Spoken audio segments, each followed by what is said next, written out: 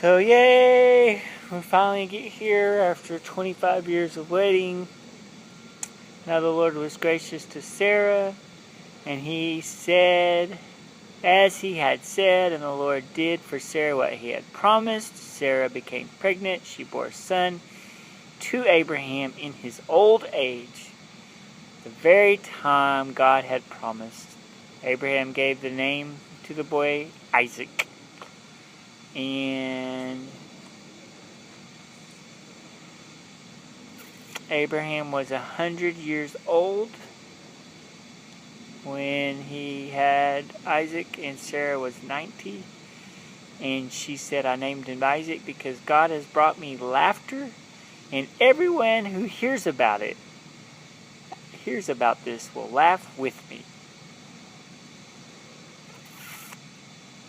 Who would have said that Abraham and Sarah would have a child? Yet I have borne him a son in my old age. Very cool.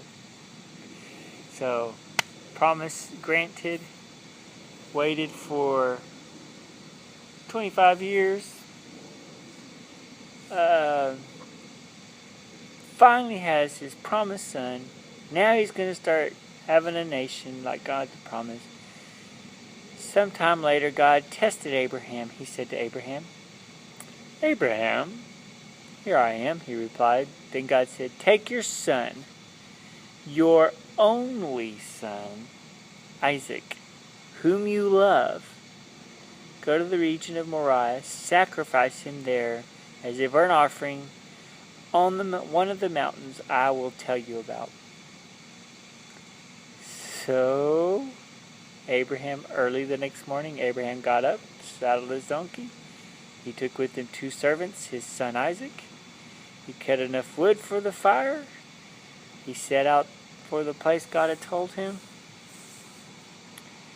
And on the 3rd day, he told his servants, stay here with the donkeys while me and the boy go over there. We will worship, and then we will come back to you.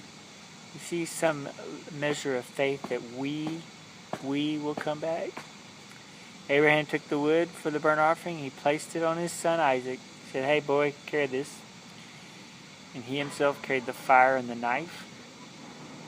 The 2 of them went out together. Isaac spoke up and said, Father. Yes, my son, Abraham replied. There is fire and wood, Isaac said, but where is the lamb for the burnt offering? Abraham answered, God himself will provide the lamb for the burnt offering, my son. And the 2 of them went on together. Kind of hard to say, you are the offering. Abraham answered, God himself will provide the lamb. When they reached the place God had told him about, Abraham built an altar there, arranged the wood on it. Then he bound his son Isaac and laid him on the altar, on top of the wood. Then he reached out his hands, took the knife to slay his son. So it's like reaching out, grab the knife. Now, I've always envisioned that it was like he had it up in the air, but he's just reaching to grab the knife to slay his son. And then an angel of the Lord called out,